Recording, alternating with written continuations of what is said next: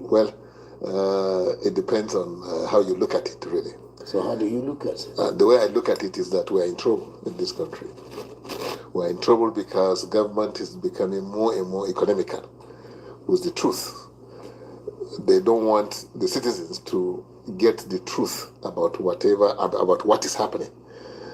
As a matter of fact, if you look at the scenario surrounding the Niger State, kidnap of the children, it's shrouded in a lot of secrecy, mostly on the part of the government, because I don't understand how the children were kidnapped. Immediately they say 50 were Escaped. Escaped. Then shortly after, 100 batch were released, and then before Christmas, we are now getting about 130 or something released. So by calculation, which means there are more still, with the kidnappers. And then you now ask, somebody asked a question, I think, that how much did they pay or how did they get these children out? And they said they were rescued.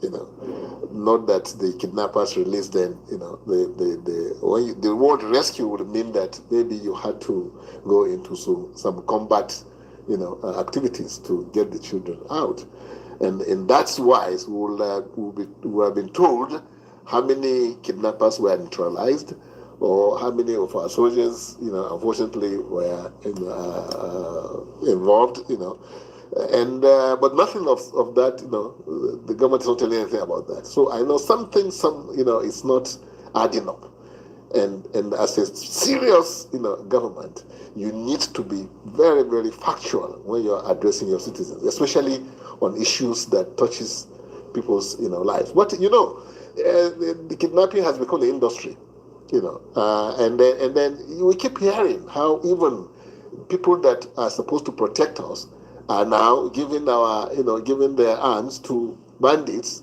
hiring them or selling the arms to them. Maybe they have, just about a few days ago, they said the police officer killed himself because of, the fact that they were interrogating him and they could see that, definitely everything is over for him, which means even the actors, state actors themselves are involved in this business. And government has to really come out and rearrange our security architecture. Like I said, changing faces in a broken system can never fix our security system. You can't fix the security problem we have. You cannot fix it, by saying you remove somebody yesterday, in a position, and then all of a sudden the person now becomes again, almost, brought back into the same position, and saying that is the solution, that you are now changing the faces or changing the man's position will result into solution. But we have seen the futility of, being kind of propaganda or lying to yourself, and then because the security, as we speak today, like people are being kidnapped. Plateau State, I just read an hour ago that about 12 travelers were kidnapped by the bandits. Just some few hours ago, I read about that. So as we speak, this thing is happening. So which means we haven't gotten it right. And how do you explain a situation where something keeps happening over and over again for how many years now, and we still have not been able to come up with a solution?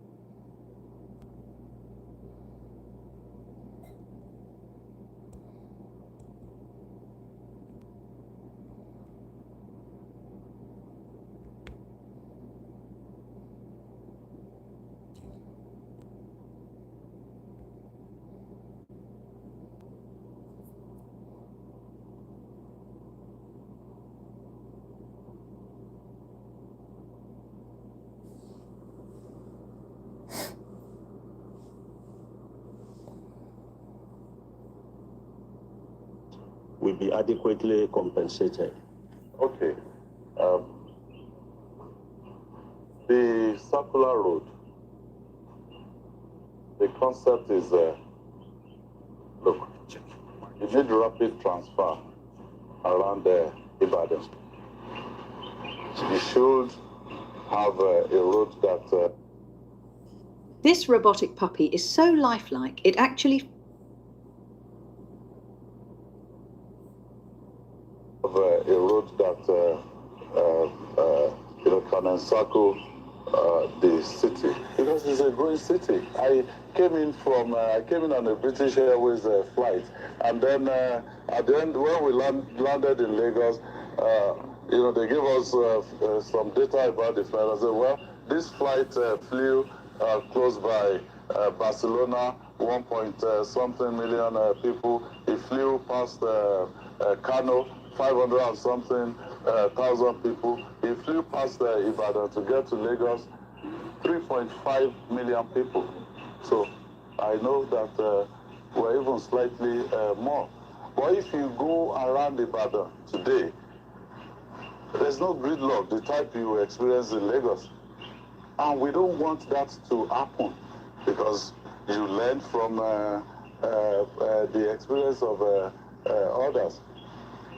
The circular road corridor, the acquisition was done way before I even became a governor. It was gazetted, and in the Nigerian Tribune of November 19, 2018. And that circular road project, the idea was mooted by, well, maybe initially by Baba Lamadeshina, but it was brought out, as a project, and the first real attempt to execute it was made by the current Olubadan of Ibadan, Baba Rashid Ladoja. And that's why we named the entire 110-kilometer corridor as Rashid Ladoja Circular Road. Because he set aside the first seed money. Of course, it wasn't done from records available to us. When Governor Akala came in, the priorities changed, so we would rather do, use that money for other roads. So it's not about Sheyi Makinde or this administration, grabbing people's land. But when we came in, there's an encroachment on the corridor. And we said, so what do? We decided that, look, let's go on with the project. Where we can get the 500 meters on both sides, we'll take it. Where we cannot, because of development, we will look at it. But for a highway like that, you have a minimum standard, that you have to maintain to the highway. And this will be the first proper motorway in Nigeria. Simply because it is in the mode of maybe M25 in London, London Orbiter. Or for people that are used to America, Houston, the Beltway 8, and it goes around Houston. We know that government exists to look after the people. So most of these people, we ask them for their documents. We still did not say, okay, no documents, so you must go outside and be homeless. We said, okay, look, even with no document, if you can prove, that you're the one living in those houses, we will compensate you so that you can go elsewhere, settle in. Why we develop that corridor? And the corridor is not just, people want to build estates. No, it's for industrial and commercial concerns as well. Because if you have to move from a consumptive economy to a, you must have industrial corridors. Our children will have to walk somehow. They have to walk somewhere. So, and for me, it is easier to take the bullet for the incoming, the next administration, because your state people have gotten so used to me, they can vouch for me, they know what I stand for. So if I come in and say, look, this is what we're doing, they believe me. We've been able to reduce to the barest minimum the trust deficit between government and the people, at least here in your state. After I went to address the people in that corridor, then they were telling me that, look, can you sign for us that, look, successive administration will not bother us again. So you trusted me to that extent that you want me to sign for you. I said, well, I will sign for you. But when the time comes also, I will also introduce people that will not bother you, and then you can be rest assured that the principle of government being a continuum, will apply. I noticed some visible infrastructure that is going around putting the whole bottle on direct down, which is very satisfying. But the central thing happens to the people. How are you ensuring that poverty is happening, particularly the last 6 years that you've been talking? Well, the way I look at it is, for me as a person and for this administration, when people tell us, oh, we've been around no potholes, I've driven on a state road almost 160 kilometers from Ibadan to Omoye, there's no pothole, and things I say, yes, but I won't want to be remembered, for, building roads, infrastructure and all that, no. We will love to be remembered for the institutions that we're creating that will ensure that there's good governance and sustainable development and growth long after we've left this place. That ring road that you mentioned just now, if I ask a lot of people who constructed the ring road, I went, to search for the history of that road, and I found out that when it was constructed, it was the most expensive road per kilometer that was ever constructed in Nigeria at the time. And if you ask people who constructed that road now, I can tell you they won't know. So that is what you get. The only way they will know when they started the road will be if the road is not finished. If the project becomes abandoned, then they will tell you, this road was started by XYZ. Then that's it. Because I was working within the oil patch at Kwale. So we went to Ogume. And then we saw a bridge. It wasn't. It was abandoned. And then I asked the people in that area. So, what's this? That bridge was started during Ogbemudia's time. Successive government did not complete it. Then you can get credit for that. But if you start a project, you finish it, and people start using it within a very short time, they will have forgotten. So for us in Oyo State, we believe that we're not going to give people handouts. We will create, and we've been creating that conducive environment for people to, come in, have opportunities, and then they take themselves out of poverty. I was working inside a Shell Bonny terminal when they were filling the entire cinema for Nigeria LNG project. And then all the fishermen and those people, they built decent houses for them. It didn't take 5 years before the whole place was turned into a shanty town.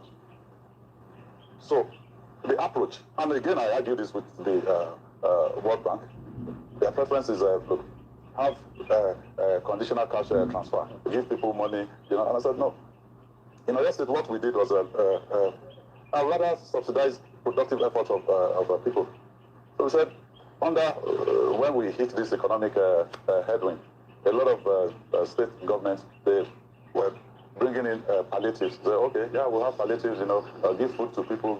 Yeah. What we did here was we created what we call the SAFA program. It's sustainable action for economic recovery. So our SAFA program, part of it, you have the transportation sector. So we said, look, our Pacesetter transport company, they move close to 20,000 people every day. And we said, okay, for those 20,000 people, the vulnerable ones in there,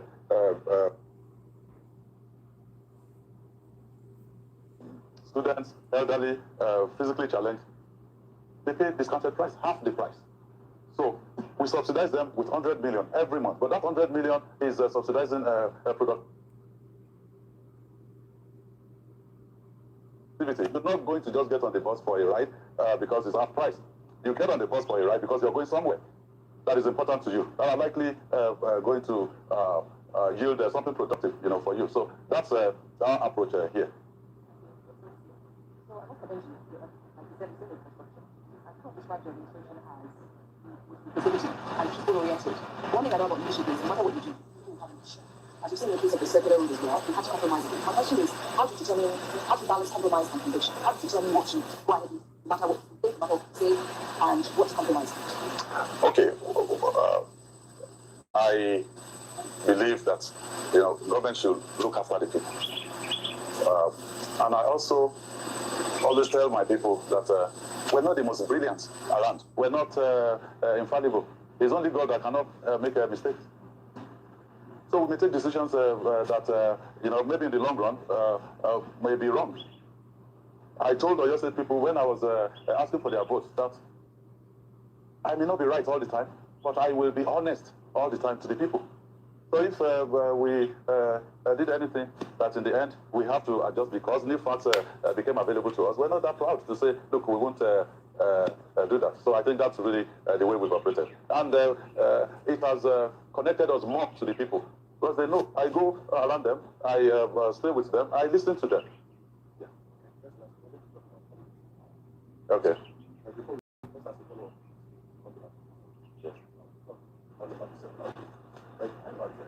Why did attempt to operate the airport in I know there is was this network. But once they can take advantage of the airport to create international airport. Yeah, it's so close. They decided to go ahead and operate the one in and then yesterday, after the presentation, we were told that you had a meeting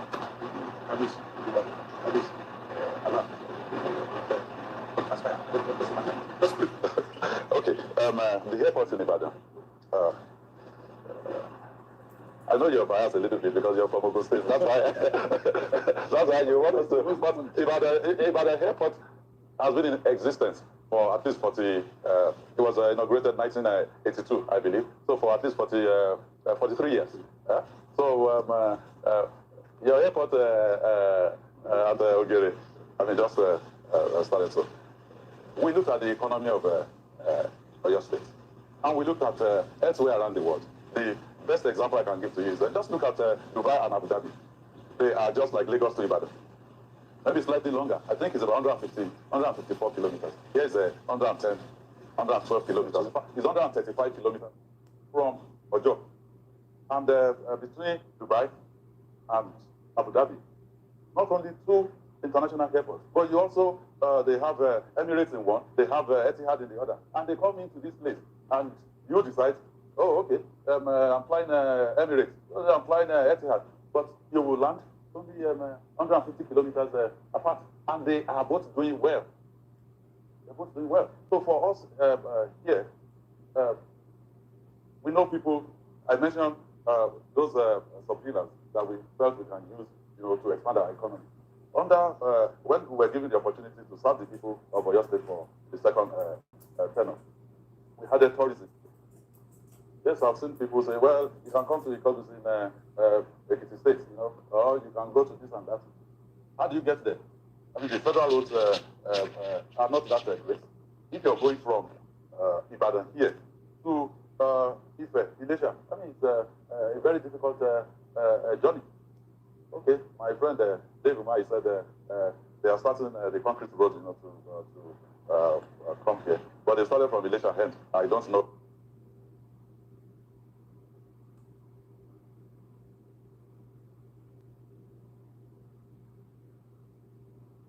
Linking Ibadan zone to Okeogun. 65 kilometers, money after saying, we built it. You have, and that was the very first contract that this administration awarded, because Okeogun is the food basket of Oyo State, and Ibadan is the consumption center.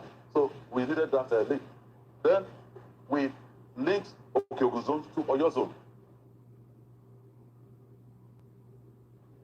through 37 kilometers from Iseyin to Oyota. We also linked Okeogun to Ogbomoso zone, 78.6 kilometers from Iseyin to Ogbomoso. When we came in, it was a footpath. There was no road at all. So we constructed it brand new, 78.6. I remember when I called my chairman of Governors Forum, to come and flag off the road for me. It looked, because we had constructed about maybe 5 or 6 kilometers before he came in to flag it off. He said, see, this is a federal project that you are doing here, because it's a solid road.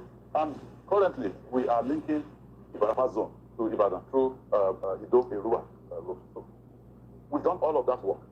We have tourist centers, tourist attraction within Oyo State. We've done the heavy lifting by connecting all the zones in Oyo State. If we have the airport in Ibadan as a gateway, for people, we can really be on our own. We can do things, as suitable to our own state and our own environment. So, and between Imperial Majesty, Baba Ladoja, and Alaafin of Oyo, they were with me, during the signing of the budget. And after the budget signing, I said, obviously, because he was Babalade that was a former governor, so he understands the configuration of the government, the governor's office. So I said, come, sir, let me show you where your chief of staff used to be. I turned it into a coffee room. Sorry. So I turned it into a coffee room. And so I went to show him. I said, look, let's have coffee in here. And then Alafin said, look, can I join us? I said, oh, yeah, Baba, join, let's have coffee. And that's exactly what we did.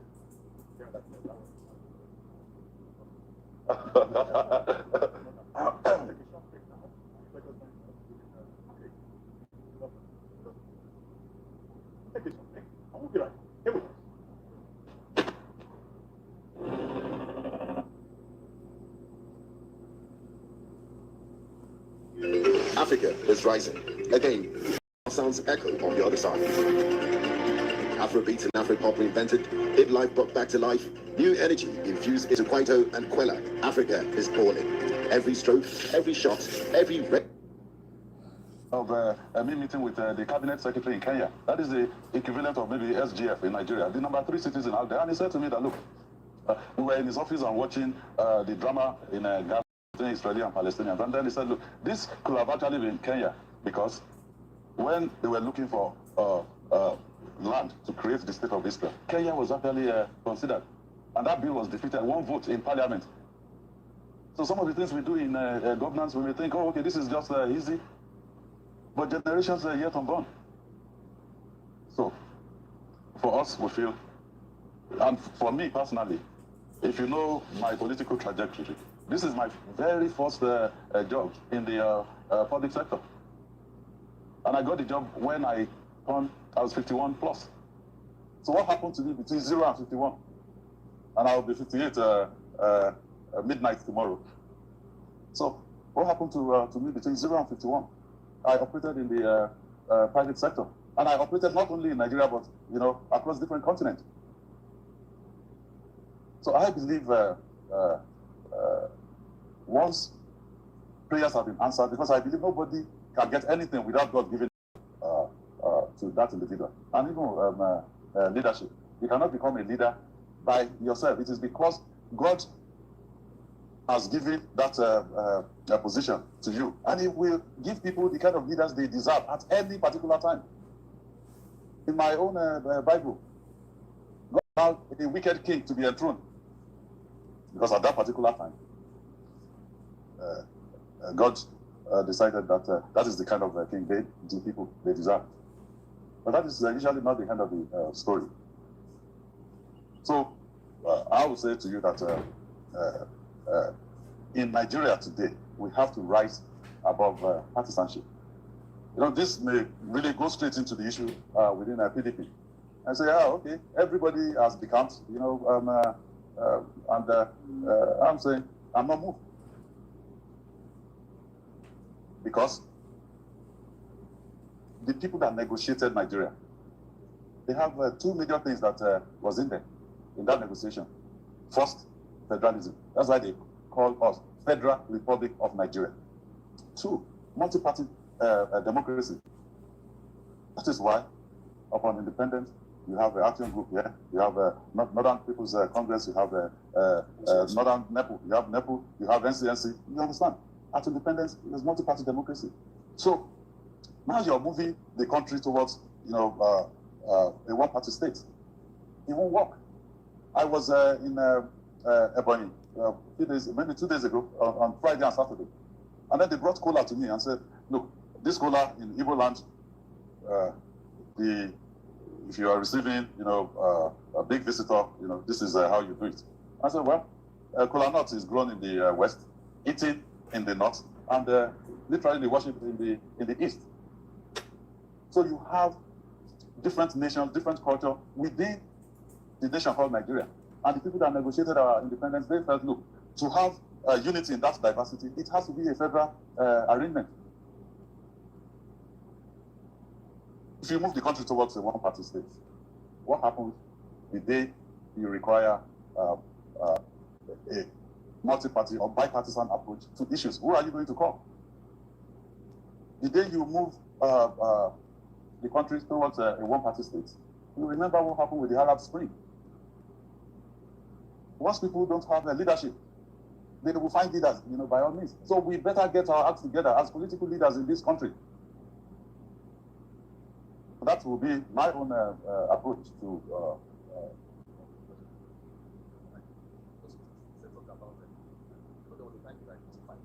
and that G5 actually supported the president.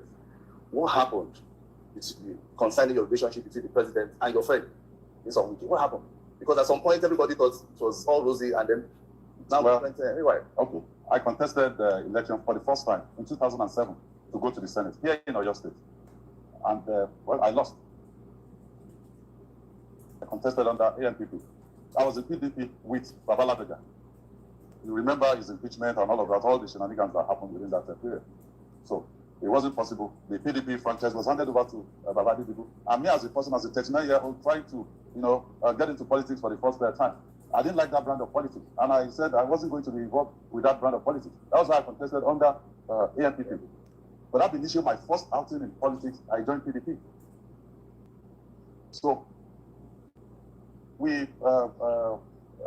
lost. We came back 2011 in PDP again. They didn't even allow me to go past the party primary. So I lost. And then I said, look, I've been dealing with people here. I think since I've lost twice at the senatorial level, let me move up to, let me promote myself to the governorship level. So I contested in 2016 to be the governor of the state. Again, I lost. But my point is, in all of this journey, I never interacted or went to Bodilon. No. I held my own. Whatever I couldn't get, through the people of Oyo State. I don't believe in godfatherism in politics, so I didn't go. I stayed here. But 2019, the people of Oyo State decided. Did they decide that because there's influence of anybody from Bodilon or from outside of the state? The answer is no. So, 2023, we felt that look, after 8 years of President Buhari from the north, the presidency should come to the south. And I need to also say this, I don't believe that will be a permanent arrangement in Nigeria. I believe Nigeria will get to a point where, if you like, two Ibibios people can be president and vice president, in as much as they are qualified, and we have strong institutions that will ensure that they do what is right for the people of Nigeria. So we felt, look, presidency should come to the south. And within my party, Wike was contesting. I supported him. He lost at the primaries. And then Waziri, former vice president, won from the north against, what we were thinking. But I said, look, if our party has selected somebody from the north, then we should sit down and decide, how is this thing going to work? He came to Ibadan. We were at Willis Hall out there, and we mentioned to him that, look, you're the candidate of the party. You're from the northeast. Iyochia Ayu, the candidate, the national chairman of the party from North Central. And in that meeting, we were testing the press. I didn't tell him, in the conference of the Government House. No, I said, look, this is Governor Tambua. As of that time, was the chairman of the PDP Governors Forum. I said intelligence indicated that you will appoint him as the DG of this campaign. He's from the Northwest. So what are we supposed to use to campaign, convince people? Because politics is a game of numbers. So we couldn't reach any agreement. We met with him in London, and we said, look, for me, the only thing I said to him in London was, allow us to go and remove Iyochia Ayu, and then make Arapaja, the acting chairman, because he was the deputy national chairman, sacked at that time. Make Arapaja the chairman. He will be at the table when you're all talking and deciding. So in London, I said, just agree with us there and then to go and remove Ayu. How we do it, don't even bother about it. He said, well, we should give him 1 week. He came back to Nigeria, and then the famous statement that, okay, so if you move on, what will I do? We have to do something. That is politics. So we couldn't reach that agreement. And it wasn't Wike that guaranteed the president before me, because I never dealt with them. I've never had any political dealings with them up until that point. Someone else did. I said, okay, fine. If this is what we will do, we'll support you. But even as a candidate, I must have mentioned it more than maybe 3-4 times. That our expectation would be a government of national unity, a government of national competence, where you can start the process of resetting this country. But is it what we are seeing right now? Is it a government of national competence? Is it a government of national unity? The answer is no. When the president said, look, nominate somebody who may be appointed as a minister, I said, sir, what position do you want to give to us? Then he said, I'm looking for a developmental economist who can be the minister of budget and economic planning. I said, okay, I will look for somebody that fits that bill. And I sent somebody's name, who is a Oyo State indigene, and I sent it to him. The individual wasn't selected. Rather, they selected the current minister of power. He wasn't taken to Ministry of Budget and Economic Planning. He was taken to Ministry of Power. A subsequent meeting with the president, he said, actually, I think I must have gone to him to seek for approval for the upgrade of Ibadan Airport.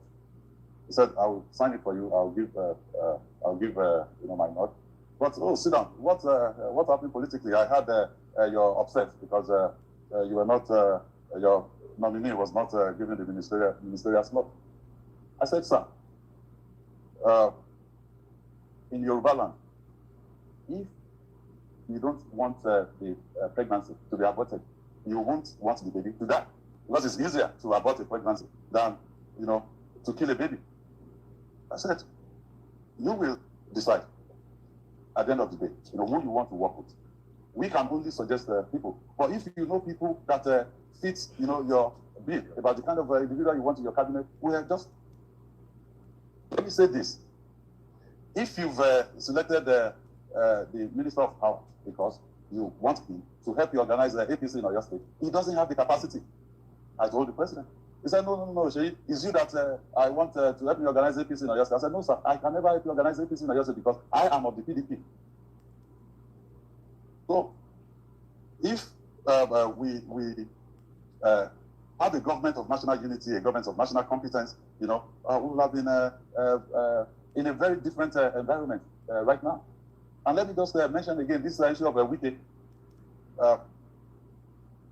This. Your friend. Your friend Wike. My friend Wike. Okay. So this was the exact first contract that Mobile gave to Macron. I was 29. It was $1 million. Within that 1 year, I made $1 million in my pocket. I was 29. 1997. Wike perhaps at that time just left. He just left law school, and then his next job after that was local government chairman. And the trajectory was, I don't beat anybody. But the real issue is that I was in a meeting with the president and Wike. And I'm saying this, in an open chat. The president's chief of staff was also in that meeting, and 3 others. And Wike said to the president that, well, sir, I will hold PDP for you, against 2027. I was in shock. So we got up, we got to the veranda. I said, Wike, did we agree to this? I don't like talking about people, and I will not talk about people or talk about events. But I'll talk about the real issue. The real issue is that Wike would like to support the president for 2027. That's fine. It is within his right to do that. But also some of us that want to, ensure that democracy survives in Nigeria. We don't drift into a one-party state, and we want to ensure that the PDP survives. It should also allow us to do our own thing. That is just the issue between me and Wike. And I confided in a mutual friend of us after that meeting. And I kept thinking, okay, the president did not ask him, do this for me. He was the one that volunteered that I will do that. So when I was telling our mutual, and I said, look, maybe he was talking about an errand that the president never sent him. So let's let's engage him. Let's see if he will back up. But he never did. So after he didn't back up, I said, well, now it's time to confront him. Because I told him from that day that I will never be a part of this. And that is why I will not be supporting the president for 2027. Wike can support him, it's within his right, but also it is within my own right to decide within the political space who I will support or what I will do in 2027. Your Excellency, now we understand the real reason why there is a conflict with the PDP. Now the party is divided along two lines. The one being led by Sabino Turaki, is claiming that it is the rightful one, and I remember that INEC called the two parties to a meeting. Now, with the way PDP is currently, does the party stand any chance? Number one, in the forthcoming of season elections, and in 2027, does the party stand a chance? Because Nigeria needs a credible opposition now to withstand the, what is going on. Because you yourself mentioned it, that the country is fast moving towards a one-party state. Does PDP have any chance? Well, the president has the power to call his minister to order. Say, look, allow democracy to survive in Nigeria. And by the way PDP is today, there is no faction in PDP. We had the convention here in Ibadan. We gave adequate notice to INEC, which is all that we're required to do under the law. So, it may take INEC some time if they chose, to behave like the ostrich, bury their head and the whole of their body is outside. And the current INEC chairman, the job is even very difficult to start with. Now to add all of these things that they're not supposed to have. They basically, this meeting that you said, they called the two factions together. They played our people. They invited them and said, we want to engage with the leadership of PDP. And then they got there and found out that they called the Anyanwu and Co. I said, that's even silly to start with. I mean, pardon my language. Sometimes when I get upset, I can speak no. So let me finish with Shina. So why did they not call Damagun? Maybe it was Anyanwu that was the secretary when Damagun was there. Yes? And the notice that went to INEC was a notice signed by both Damagun and Anyanwu. I wanted to basically, ask that they expel Anyanwu at the neck. But people, leaders came and said, look, let us not do that. Let's get the two of them together, and all of that. So the Supreme Court already said whoever is your secretary is the internal affair of the party. There's a Supreme Court judgment on SDP how many days ago saying exactly the same thing.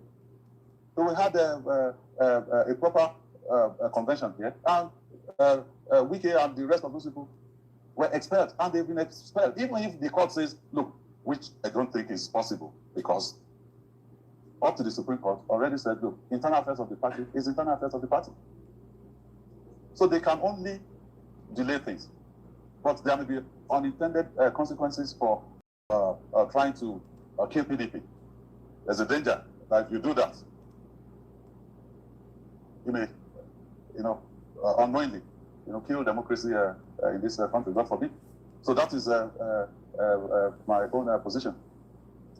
Yeah, Mr. Governor, it's interesting what you just revealed now. A lot of people were not privy to that information in terms of your position and what former Governor Wike, Honorable Minister of FCT, had said in your presence to the President. Now, we're in Ibadan, and the Yoruba side of me comes to play, that there's this saying, if you translate into English, when your neighbor begins to eat cockroach during the day, yes, if you don't want him, you will not get any sleep. Yes. That's exactly what has happened to your political party that we've got its flag right behind you, PDP.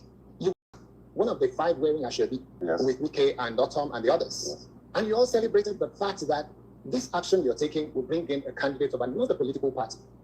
And in doing that, that has roller coastered into a situation where PDP was not just decimated. We're seeing governors moving out in droves to go to the party that you supported, their candidate to become the president of the Federal Republic of Nigeria. Yeah. Now that the chicken have come home to roost, and the entire party, you can say, is still one, there are no factions. Minister Wike is saying, I have a faction. You're saying I'm giving you the reason why he's doing what he's doing. Yes, but you're saying there's no other faction. So some young people, like New Central, we have a lot of young people in our organization. More than 60% of our members of staff are below 35, they're youths. And I also spend time with young people online. The question they've been asking for the last couple of years is, isn't the governor of your state and those who used to be part of the G5, are they not embarrassed that they have created this PDP that they now see that is sinking? How do you respond to them? What do you say to these young people? Well, because they just feel so sad that the only opposition is in this situation. Okay. Good governance, sustainable development, it's all about a journey, of the people. And I said it earlier.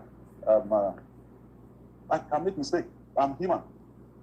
I supported the current president, even though in another party at that time, because I thought, even though I never dealt directly with them, I thought we'll do what is right for the country, research the country. Like I said, bring people from all over that can help the country. But unfortunately, that is not what we're seeing. So I regret that action. Yes, I do. I mean, if people say, look, why what is it that you've done? Well, I'm not above a mistake. Even up until this moment, I say to people, because people have been calling me, say, look, Sheyi, you can take the approach of, sit down, do, just keep yourself and then let this wave go away. And, they even said to the extent that, look, by the time you'll be done with your position as governor of your state, you'll be 59. Even if you wait for 8 years, you'll be 67. You can contest if you want to contest. And I said, look, what are we afraid of? Is it death? If you're afraid of death, will that stop you from dying? What can it do to you? If you're afraid of death, what it can do to you is it won't allow you to live your life freely. So we're not going to do that. I'm not afraid to say my mind. I'm not afraid to apologize to people if I wrong them, because it's only God that is all-knowing, that knows the end, from the beginning. I am not. Maybe people may think because I was born on Christmas Day, they may think, maybe I know too much. No. So, Mr. Governor, having admitted that you regret your actions, then you seem to be trying to correct what happened then. And to the elephant in the room, let's speak to the real issue. Are you then planning to take the bull by the horn, run for president in 2027? Well, thank you, Kylie. Well, I've had that also. People saying, "Oh, is Sheyi trying to position himself for 2027 presidency?" Let me make this very clear. To serve this country at the highest level, I am qualified. I'm even overqualified. I've run your state. Even the current president, what brought him to the table? He was governor of Lagos State. Oh. 2 times. By the end of May 2027, by God's grace, God stirring my life, I would have been to the end of the term as the 2-time governor of your state. So what are we talking? Professionally, I ran the company from a very young age, at 29. Some of my colleagues were just, some are still finishing their youth service at that point. I ran the company, and people can go out there and check. I did not go to NNPC, or the likes. No? I was working for multinational oil companies. I worked for Shell, ExxonMobil, Chevron. To the extent that when I go on holiday to my house in Houston, ExxonMobil came to me and said, look, we want to work in your neighborhood. We have work to do in Chad and Cameroon, on the Chad-Cameroon pipeline project. I personally, I was in Kribi, where they positioned the FSO. I sent engineers to Chad. I sent engineers to Cameroon. You can't go there because you're Nigerian. No, you can only go there because professionally they have a trust in you. I worked on the West African gas pipeline. ABB came to us and said, look, from Lagos, to Tema in Ghana. I was in Tema myself because when I started, during the day, I'm working as a field engineer. At night, I'm working as the general manager. I couldn't even tell people on my card then, I couldn't tell them, look, I own the company, because they look at me and say, you own which company? So I sent engineers to Equatorial Guinea. We worked on the Equatorial Guinea LNG. So all of those things were because professionally we did what was right. I could have joined politics in 1998 because I made enough money to do that. But I won't tell you I'm a foundation member of the PDP. No. I joined PDP in 2002. And why did I join? I joined solely because of Babala Doja. I joined to support him towards the 2003 elections. I already moved my family to the US there in the year 2000. Well, okay. I had a wife and a daughter at that time. We had the second one, December of 2000. And I moved my office from Port Harcourt to Lagos. So most weekends, no family, nothing. So I come to Ibadan to meet my parents. One to learn to the other. From that place, I commissioned the classroom block that I gave to my alma mater. They brought Governor Lamadeshina, to do the commissioning at that time. And I gave him a proposal that, look, for the farm settlements here, this is a power solution. And he said, okay, look, my assistant will call you. I waited, nobody called me. So going towards 2003, I thought, look, if you look for a professional, to be elected as the governor of Oyo State, maybe things may be one shade better.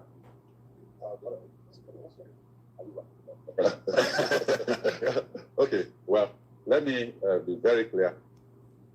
At this point, you need to have a party.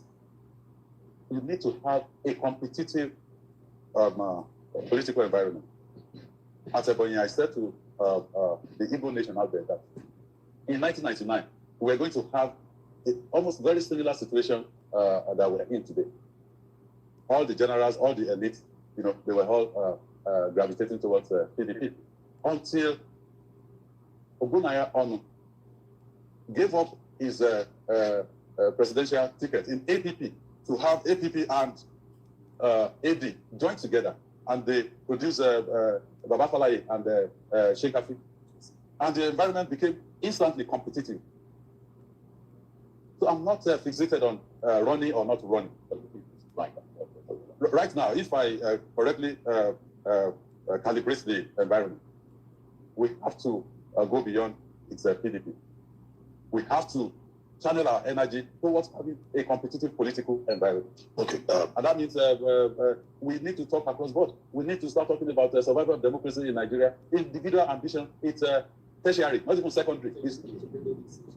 We should keep talking, even people within APC that are not happy in there. We will talk to them also. We should all keep talking because we run the risk of the Arab Spring. You have people without leadership. A shoemaker will be made a leader for them, and they will show us. In fact, people should write it down. What Nigerian people will show politicians and elites in 2027, we cannot imagine it right now. And when they say governors are defected and all of that, what of hunger? Where is hunger? And hunger in the land, has it defected? So, okay, go. Sorry, let me tell Hayede. You see, if we don't do what is right for democracy to survive in Nigeria, it will be, very difficult in the foreseeable future. So that's really. So the issue of are you running, are you not running, and things like that. That is it's still far off. At this stage, we must ensure a competitive political environment. Okay, Governor, we're going to take a break, short, and when we return, we'll be discussing security, both nationally and. But before we take that break, let me ask you. Now, before this, that you have told us about the relationship with the center, at a time when 28 state governments have already moved into the APC, some of the other ones that are not yet in the APC, we don't know what will happen to them. They're doing press of that. And the excuse they give is that they cannot afford to isolate their state from the center, and that they are doing it for the benefit of their people. But you are saying this is where I stand. Now, have you seen any difficulties in terms of what comes to your state because of your political stance? And secondly, economic hardship. I think it was James Asuko who was asking the question about what are you doing about poverty. Now, many Nigerians blame the Tinubu administration for the economic hardship. Are you one of them? Do you think that the APC Tinubu administration misdiagnosed the ailment? Well, Dr. Abbas, let me just first of all make one clarification. When you see governors, they say they are defecting. A classical case is the last election. Governor of the Delta State, he was the vice presidential candidate of PDP, a sitting governor of Delta State. Practically lost in his state. Huh? So you're talking about elite and all of those things, governors. How about the people? What are they doing? What are they saying? What are the people? What are they telling us? So I'm not bothered. I will still continue to say that. Now, let's deal with the issue that you've raised. What's my relationship with the center, and do I feel any impact? Well, I believe the center right now, they really think it's a game. So we played the game, and then we got into power. The game on. But I came in to Oyo State from day one as opposition. When I became governor here, President Buhari was running his second term. So I've learned to rise above partisanship, to present, our case. We went to President Buhari and said, look, we want a state police. And he said, well, I can't support state police because you state governors, you're not even able to pay salaries of your workers. Federal government is giving bailouts and all of that. Why should I support you, army people that you give them guns and you won't be able to pay them? And we said, well, okay, sir. I was just maybe 4 months or so as a governor at this particular time. But from day one, when I came into office, we've always paid salaries on the 25th of every month. This is the 7th year running, and every year we pay 13th month salary. So we've gotten that template right in other states. In the beginning, they say, okay, let's see that we were there before. You won't be able to sustain it for more than a year. But we've sustained it for going to 7 years now. So if you now take our action after the president's position, we said, okay, we can't have state police, but we can have Amotekun. So we came together as governors in the Southwest, and we launched Amotekun, which was midway between the state police that we're asking for and providing security for our people. So sometimes you won't get what you want, like the airport in Ibadan. I gave to the president, please, let us upgrade this. These are the things that we want to do. And he said, approve at no cost to the federal government. And I said, thank you, sir. At least the approval means something to us. We can go out there and do the work. And we were grateful and thankful to him. But we went around looking for money, to fix the airport because it is important to Oyo State economy. Same for federal roads. Look, give us approval, even if you're not paying. Governor Fashola was the minister for works at that time. I went to him. It took 2 years to get approval to fix Oyo to his saying. We fixed it because it was passing through our agricultural belt. People of Oyo State, they don't care. If the road is local government, is state government, is federal government, just even if it's community road, fix the road, let them go about their economic activities. So I'm not bothered about, will I cry that, because I'm in the opposition? I will engage with them on the basis of, look, do what is right for our people. At least you have voters in this state, and people that are APC as well. Even if you're not doing it for Sheyi Makinde or this administration, do it because of your own people as well. That is the way we've engaged with the federal government. I went to the president and I wrote to him and said, look, Oyo State, let's solve this illegal mining thing. We gave a proposal. I have it on record. The president signed and said, look, go to the Minister of Mines and let's look at the model. If we solve it in Oyo State, we can replicate it elsewhere in Nigeria. After all, during COVID, I argued at the National Economic Council when they came in, Professor Oshibajo, the VP, then I said, look, mandatorily, we must go and lock down everywhere. And I said, sir, I cannot lock down in Oyo State because I know people here that if they don't go to work today, they won't eat tonight or eat tomorrow. So where am I going to get what to feed them with? So we went back and forth, and then we agreed that, well, let it be voluntary. If you think your state has to be locked down, lock them down. And we did not lock down in Oyo State. So we gave the proposal. We went there, held meetings upon meetings with my security team, with the Minister of Mines. At the end of the day, he came out with a mines marshal, the mines marshal. I asked, please give me the law setting up this mines marshal. Till tomorrow, I haven't seen any law anywhere setting it up. Okay, how many are there, even if that is the route to go? They employed 1,000 of them for the entire country. Maybe now there are 2,000 or 3,000. I believe that, yes, we've identified what to be done. They can either work with us to do it, or they can go their own route. Usually, the nature of problem is such that if you have a problem and you're able to solve it, it will go away. You move on to something else. But if you're not able to solve it, it will come back. You can either have another go at it, or it may even kill you. So I believe some of the problems that are not solved, they will come back to us. If we can't solve it now, there are still people coming behind us. Because if you go to the executive chamber here in Oyo State, you see pictures of all the people that have been head of government here, from ranking the last Governor General of Western Region, all the way to my immediate predecessor. So this is a place with a lot of history behind it. Some of them, they came in, okay, AG, Babawolowo, they came in with AG, Action Group. Then you've seen UPN, you've seen MPN, you've seen SDP, you've seen PDP, you've seen AD, you've seen AC, ACN, APC, and then PDP. So government will come and go. but our state and our country will remain. And however we lay our bed, that is how we rely on it. So if we say we won't solve this problem now, the problem will not go away magically. And then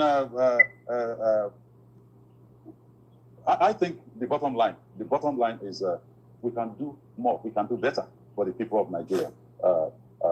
And when I was campaigning here in Oyo State, I challenged anybody, if you see a video or anything where I said to the people of Oyo State that, oh, this government, they haven't done this, because of that, don't vote for them. No. We came out with a roadmap for accelerated development of Oyo State, 2019 to 2023. And we listed those things that we were going to do. And we said, look, this is what we want to do. Vote for us on the basis of this. And then if at the end of the day, we're not able to achieve that, it's in black and white, then don't give us another opportunity to serve you. Well, Mr. Excellency already talked about security. I'm a careful mistake. You do those for people. Can you take a break? Not yet. Okay. Well, I think naturally security has been one of the biggest stories in the country. And I wonder what the view on how the government is approaching this with the whole withdrawing police from the VIPs. I imagine you've been affected as well. Maybe you had some of them popped from your entourage. Also the designation, the recent designations, the way the government is handling banditry, the kidnappings, and all of that. I wonder if you are sort of removed from it because your state isn't feeling the brunt as much, or it's something that worries you in this government can do better. Well, we have been extremely lucky here. We've had, service commanders that they see their posting here, like they've been posted to their actual state of origin.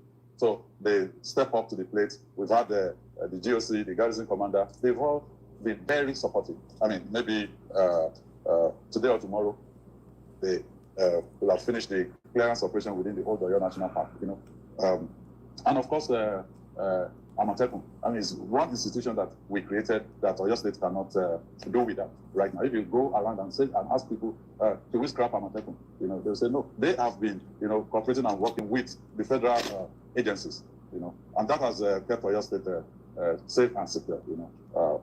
I'll use this opportunity to once again say thank you to our service commanders and everyone that has supported the state. Because quite frankly, you want to build schools, you want to engage in economic activities, you can only do that if your environment is safe and secure.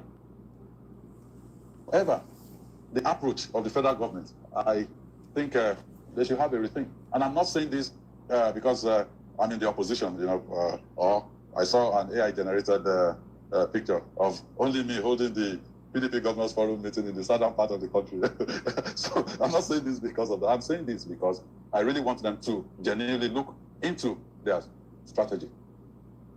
You say, go ahead and employ 30,000 policemen. Go ahead and employ this much army and all of that. Is that our problem?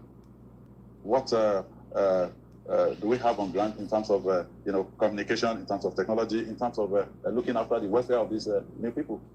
When we were agitating for state police, they came up and said, well, it's the same as the community policing. They employ these supernumeraries and all of that. Since they've been employed, they've not been paid. They can challenge me, at least the ones in Oyo State. I know, if not in other states. So it has to be that synergy between, the federal government, the state, and the local government. And nobody should be proud, among those tiers of the government. We should all come together. It's like in Oyo State here. We do have expanded security council meeting where our traditional rulers, local government chairmen, and ourselves at the state, we all sit together with the service commanders. And we encourage them also to have security meetings at the local government level, at least on a monthly basis. So those are the initiatives that has to be brought to the table. Federal government alone cannot do it. And they are also far removed.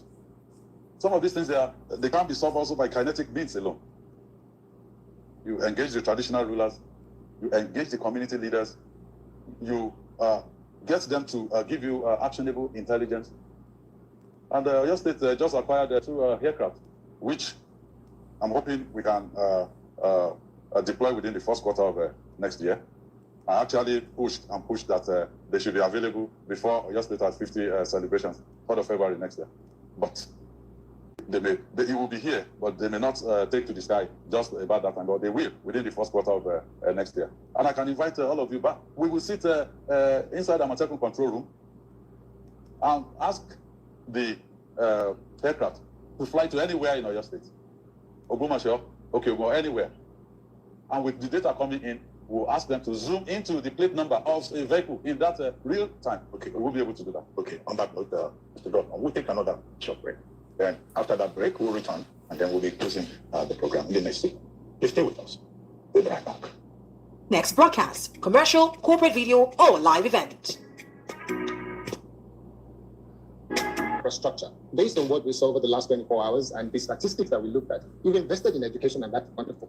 But in of quality education, what are you planning to do in the next couple of years before you hand over to whoever becomes the next governor? And adding to that is the issue of healthcare, because these are two of the most important things to any citizen of your state. Healthcare and education. In the area of healthcare, I know you've won awards as well. Primary healthcare, you've changed the infrastructure. I've looked at the statistics. It looks good on paper. But understaffing of some of those primary healthcare and making sure that the things that they need, the little things that makes the common man able to say, I have a primary healthcare next door that I will get all that I want and make sure that the basic healthcare is taken care of. What are you doing over the next couple of years? Thank you. Okay, well, we came in and we looked at the primary healthcare, and also, diseases and ailments that are killing our people. And we decided that, look, we must have category 3 primary healthcare in every electoral ward in Oyo State, 351 of them. And as of the last count, we have only 66 left that are, being worked on right now. And I believe it should be done before the middle of next year. And I don't have a lot of time left here. I have maybe 17 months or 16 months. I'm not accurate anymore. Maybe early in the new year, I'll start with my calendar again. So we've also employed healthcare workers. I mean, check the record of your state. We're training the people. We've upgraded even our Institute of Health Technology. So I believe we're going to do that. Then the French government, they were going to give a concessionary loan, on the continent of Africa, right? And they had 100 million euros, for the continent. And I just got 55 million euros out of that, So we are just, we just had it signed up. It took some time. It took us almost 2 or 3 years, to get it through. It was just passed in the borrowing plan with the National Assembly now. So we're moving ahead with that. That we will use to upgrade secondary healthcare facilities, one in every zone, of your state. And then in 2026 budget, we also have money set aside for the LabTech teaching hospital annex at Oyo. So I believe we're doing okay. And in terms of the amount of money relative to our total budget voted for healthcare, I think we're also doing very well in terms of international benchmark. For education, I am a product of the public school system in Oyo State. I attended St. Paul and St. Michael's primary school, not up to a kilometer from here. And then I also attended Bishop Phillips Academy, So I turned out to what I am today. So I understand precisely what we're supposed to do. We have special intervention now going into the health sector, or education sector rather. Quickly. What I'm worried about is the post-Cheyi Makinde administration. You've invested so much, built so much infrastructure. Your legacy project, about 110 kilometers, that is a circular road. How are you going to ensure that whoever is succeeding continues this project? Because we have, one of the terrible cultures that we have in Nigeria is leaving projects uncompleted, white elephants everywhere. So what are you going to do to ensure that this legacy endures? Well, we've changed the culture in Oyo State. If you see any project started by any of my predecessors that have not been completed, please bring it up to the table. We will deal with it. And then people say, oh, it's Cheyi Makinde. It's not Cheyi Makinde. It's the team behind all of this. So I ask the people that, if we're talking about the team, you've watched Omitutu 1.0.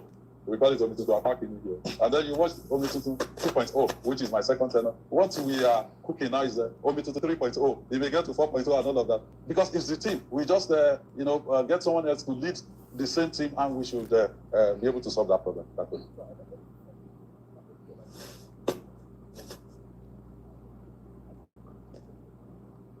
Is the place that they are going to initially. because they're moving in January. So how functional? Because they really need to, to. They've been there, and I'm spending my birthday at the fashion market. And the we staying now is 10, 15 minutes before the new road. So I will be on that campus. I've had, issues. I've heard about issues, regarding movement. Some lecturers, they don't want to leave Ogbomoso because they're from Ogbomoso, and all of those things. I think whatever issues or challenges they have in there, I think we have the capacity to resolve it, and we will do that.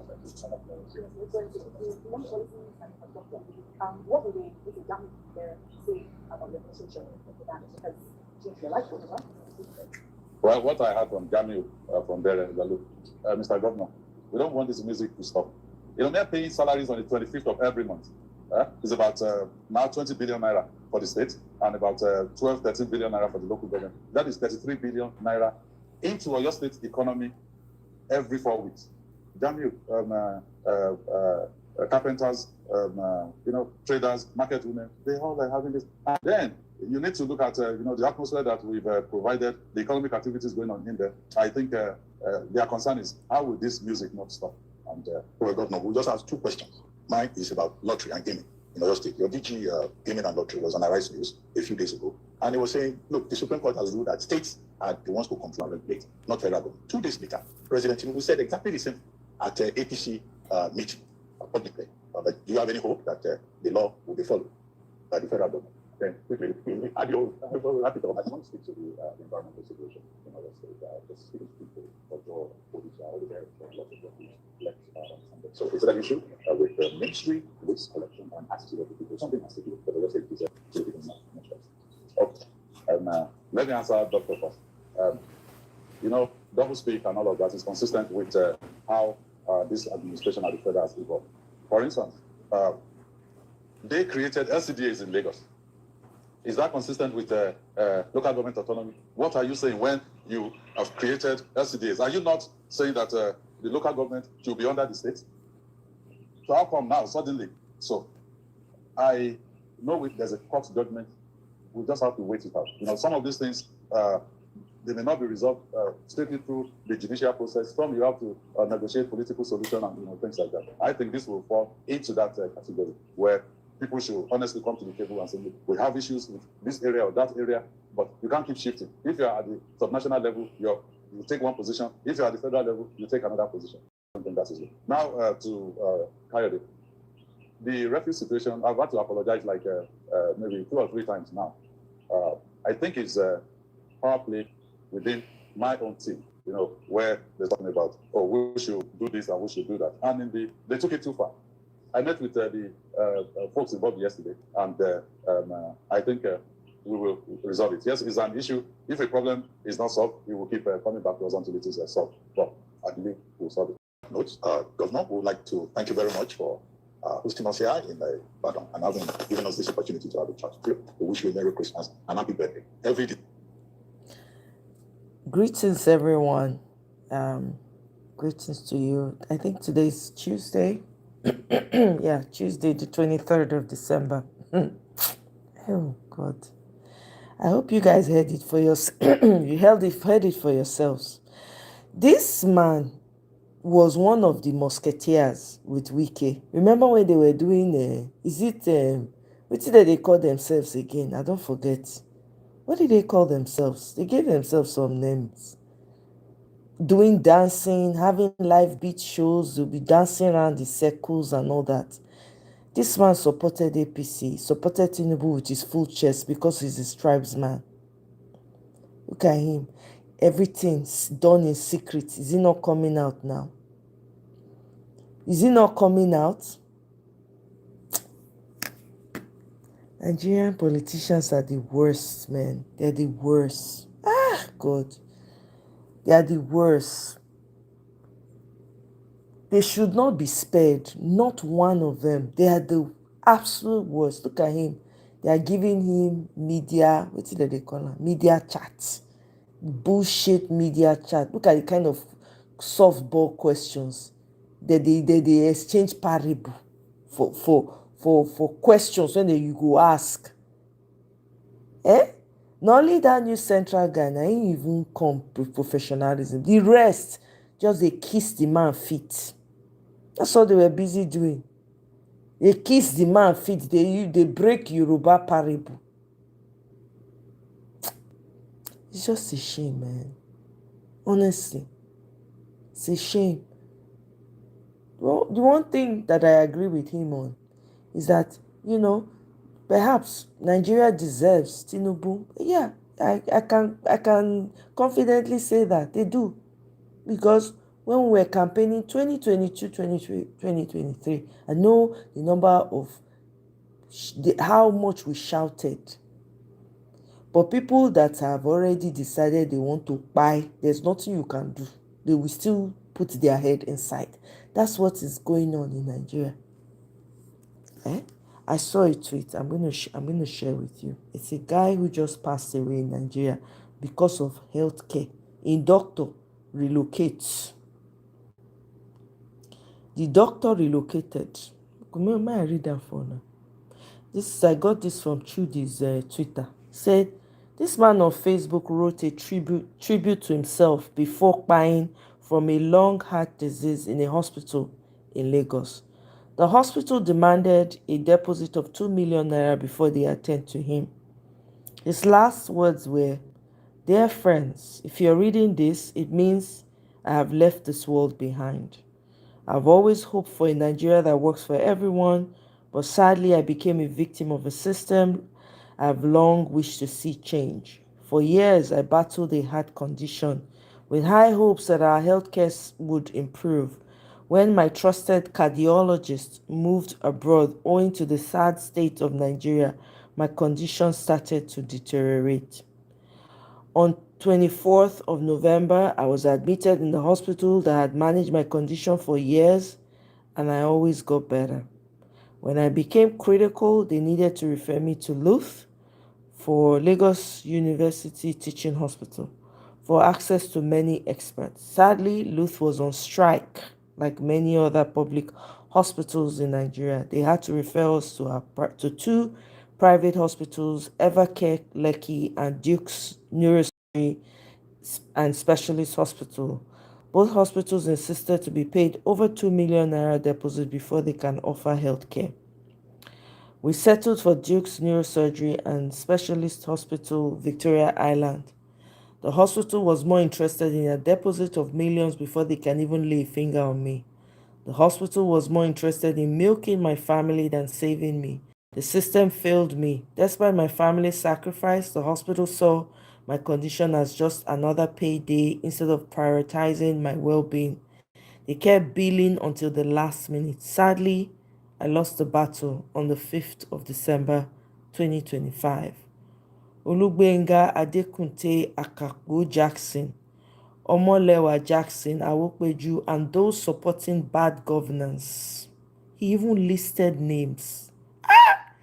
Owing to the fact that your tribe is in power, you will now understand why I have advocated for a better Nigeria. Many people are dying in Nigeria daily from bad governance. Bad roads are ravaging people daily. Kidnapping is on the increase. Our hospitals are poorly funded and our best hands are relocating outside Nigeria for lack of a better pay. Private hospitals are usually a death trap in critical situations because they have limited experts compared to the public hospitals. Yet our politicians are more interested in 2027 elections rather than fixing this country.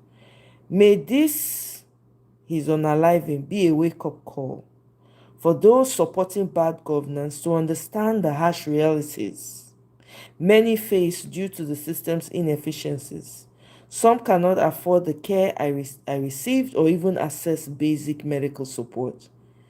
As I take my leave, my hope remains that Nigeria becomes a place where healthcare opportunities are accessible to all.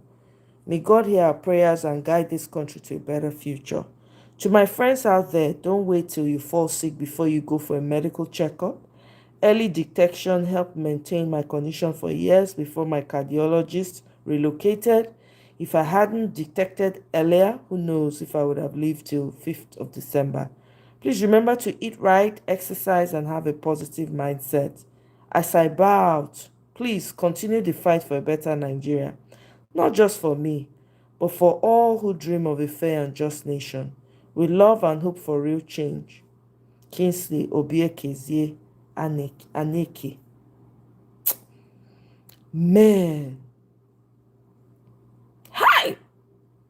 This person got it from his Facebook page directly. He even shared the link. It's a shame. Oh. Nigeria is just eating people every day, every day, every day, every day, every day. Who sold Nigeria? Kenny, I see your response. Nigeria has been sold way before. They are reselling it again. They are reselling it again. That's what's happening.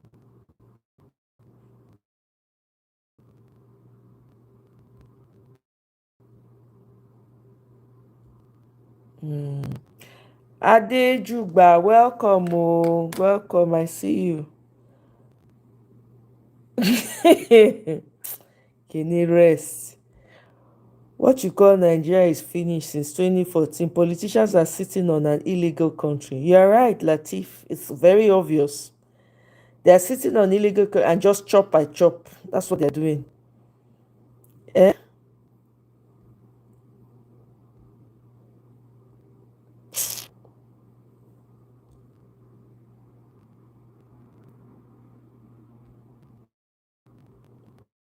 Healthcare it's horrible in Nigeria.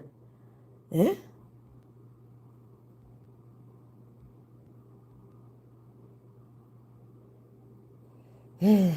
It's horrible, you know. So I don't know. I'm still looking out for I'm following the Daily Fire to see what his next steps are, because I just want to see action. I just want to see action. I just shared on my YouTube post, right? This guy, what's his name?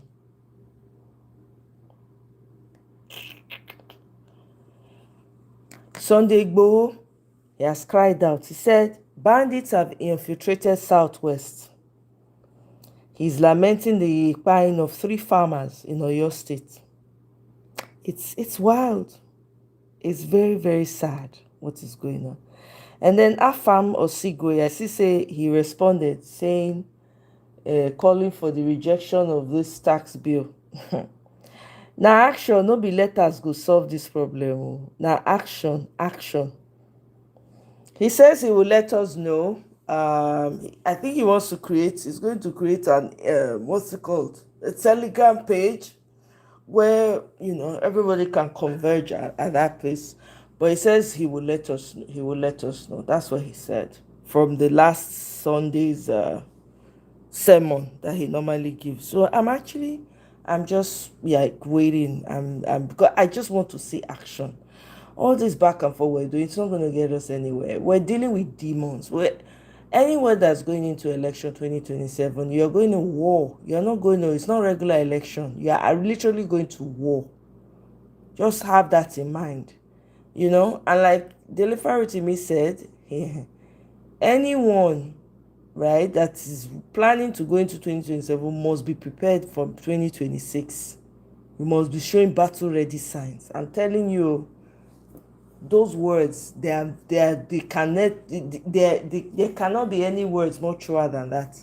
Anyone that is thinking of election, you better be battle ready. You're not going into regular. This is not 2022. This is not 20. You see how they are hailing him in the National Assembly, like he's an emperor. That's how they are hailing him. Yeah, to a large extent, Nigeria deserve Tinubu. I'm sorry. Nigerians deserve, because Nigerians are wicked to themselves. Look at how somebody just passed away because person no get money. You cannot treat. System. Even if the system is bad, must you as a human being be evil to one another? Even with the banditry that is going on, terrorism, people within their communities too are forming kidnapping gang to kidnap their own people because there's money inside. That's what is going on. So apart from the Fulani, apart from the terrorism, did they not catch one time for my own state where I come from, they catch na from na indigene. They catch am, they nearly buy the guy. When people gather am. Nigerians are wicked to each other. Wicked. You see something that is evil, clearly that's not going to be good for any human being. You put head because one is your religion or is your tribe's person. That's why we're where we are. And that's why a Tinubu, someone that has no business with power, that has no business knowing, having access to it, gained access because of the greed and lack of contentment of your politicians. You want to have what nobody has had before. Hey God. You want to oppress your people. After squeezing the life out of the people, then you want to now become a traditional ruler in your community because you know the money will be passing through you.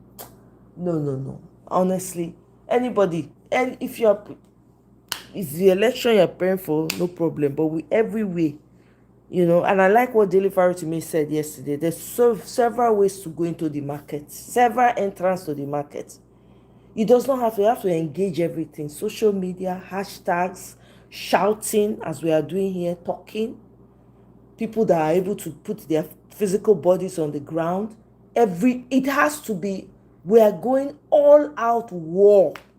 If you have not told yourself that and you are not preparing for that, I don't know what to tell you. You have to be on top of their propaganda because it will come. All this money that they are taking from you, squeezing the life out of you. What do you think they are going to use it for? They gave your senators $30,000, $50,000. They keep quiet. What kind of society is that? Your systems are corrupt from top to bottom. You're expecting something to change. It can never change. Somebody leaked, a whistleblower said Alphabet has not paid tax. FIRS office burnt. Are you people playing? If you are not ready for fight. Just stay, just sit down.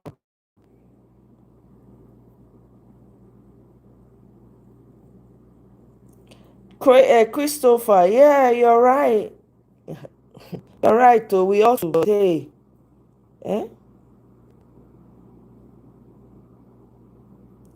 Latif, yeah, I don't think he's just blowing grammar. At least he's speaking. If you call it grammar, at least he's speaking. He's speaking the truth. He's standing on the side of right. You can't hold him. You're standing on the side of right. In the book he wrote, The Criminal Justice System, did they not hold him in prison for how many days? 21 days. For just speaking the truth about the corrupt system? How many people are in Nigeria?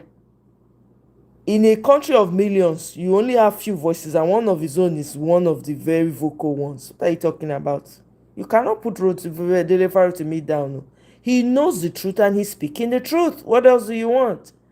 Everybody needs to be doing their part. At least he's doing something.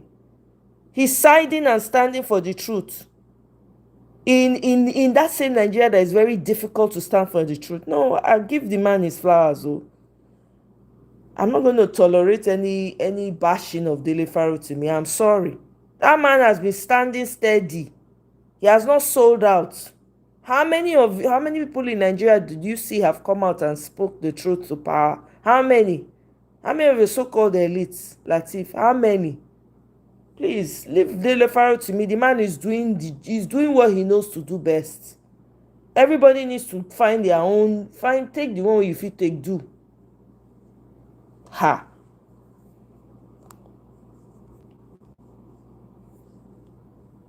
Yeah, Kene, exactly. I honestly, everybody needs to be involved. Everybody.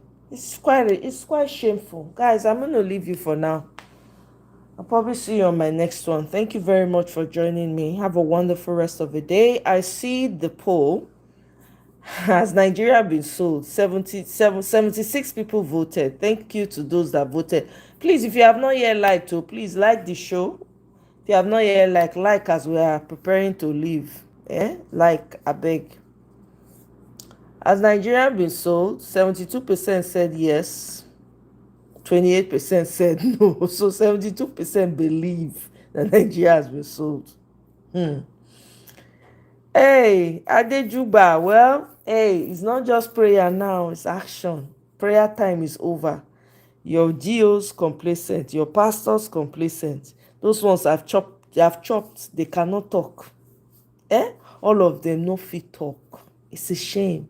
And the society is going down. If there's no society, where do they want to be preaching? Who's going to pay tithes to them? Anyway, I'll see you guys on my next one. Thank you very much.